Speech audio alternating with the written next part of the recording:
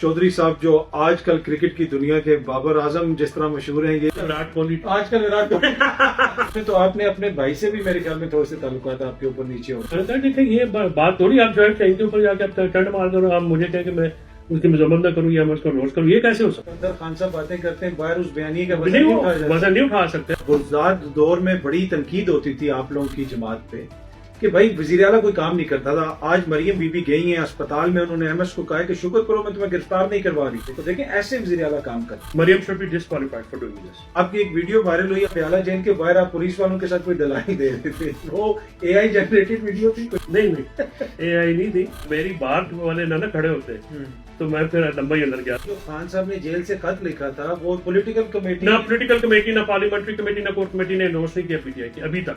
इस तरह से भागते हैं इमरान खान की बातों से जैसे कोई गवाह गुलेल से भागता है। जेल वाले खान साहब को देख के आपको बाहर वाले खान साहब